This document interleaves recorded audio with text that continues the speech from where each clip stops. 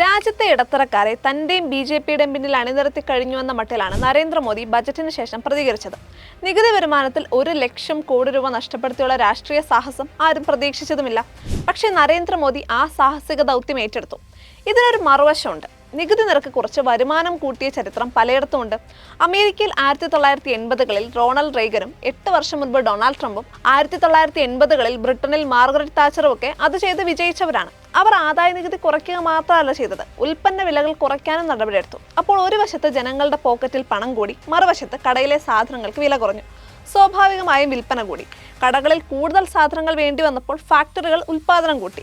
അത് തൊഴിൽ വർദ്ധിപ്പിച്ചു. കൂടുതൽ പേർക്ക് പണി കിട്ടിയപ്പോൾ കമ്പോളത്തിലെ വിൽപ്പന വീണ്ടും കൂടി. രാജ്യത്ത് സാമ്പത്തിക വളർച്ച ഉയർന്നു. നിലവിൽ ഇന്ത്യയിലെ വളർച്ച താഴ്ന്നു പോവുകയാണ്. ആ തളർച്ച മാറ്റാൻ 1 ലക്ഷം കോടി രൂപയുടെ നികുതി ഇളവ് നൽകി. അത് കൂടുതൽ സോപ്പും അലക്കുപൊടിയും മൊബൈലും ലാപ്ടോപ്പും ബൈക്കും കാറും വിൽക്കാൻ വഴി തെളിക്കും എന്നാണ് സർക്കാർ പ്രതീക്ഷിക്കുന്നത്. പക്ഷേ അതിന് ഉൽപ്പന്ന വിലകളിൽ കുറവ് വരുത്തുകൂടെ ചെയ്യണം. അതുകൂടി ചെയ്താലേ വളർച്ച തിരിച്ചു കയറും. രണ്ടാം വശത്തൊന്നും ചെയ്യാത്തതുകൊണ്ടാണ് നരേന്ദ്രമോദിയുടെ നീക്കം സാഹസമായി ഇപ്പോൾ അനുഭവപ്പെടുന്നത്. ഇനി മൂലധന ചെലവിലേക്ക് വന്നാൽ, മൂലധന ചെലവ് ഉദാരമായി വർദ്ധിപ്പിക്കുന്നതിനെപ്പറ്റി ഊറ്റം കൊണ്ടിരുന്ന നിർമ്മല സീതാരാമൻ അതെല്ലാം വിഴുങ്ങി. 2024-25ലേക്ക് 11.11 ലക്ഷം കോടി രൂപ മൂലധന ചെലവ് ബജറ്റിൽ പ്രഖ്യാപിച്ചു.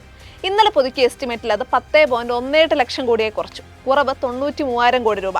അടുത്ത വർഷത്തേക്ക് ബജറ്റിൽ പ്രതീക്ഷ 11.21 ലക്ഷം കോടി. അതിലെത്ര സാധ്യമാകുമെന്ന് ഒരു വർഷം കഴിഞ്ഞറിയാം. മൂലധന ചെലവ് കുറഞ്ഞപ്പോൾ എന്തായി? പുതിയ റെയിൽവേ ലൈനുകൾക്കും ഇരട്ടിപ്പിക്കലിനും ഗേജ് മാറ്റത്തിനുമുള്ള വിഹിതം കുറച്ചു. 2023-24 പുതിയ ലൈനിന് 33,702 കോടി മുടക്കിയത് ഇക്കൊല്ലം 31,459 കോടിയായി കുറഞ്ഞു.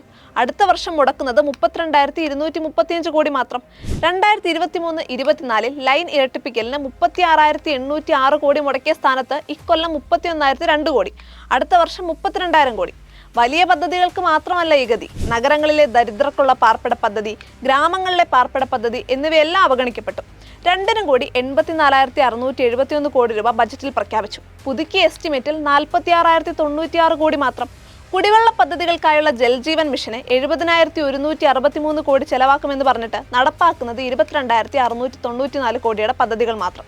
ഗ്രാമീണ റോഡുകൾക്ക് 19,000 കോടി പറഞ്ഞു, 14,500 കോടി മാത്രമായി ചുരുക്കി. ഇങ്ങനെയൊക്കെയാണ് കമ്മി കുറച്ചത്. ഇവയെല്ലാം നേരിട്ട് പണിയും വരുമാനവും നൽകുന്ന കാര്യങ്ങളാണ്.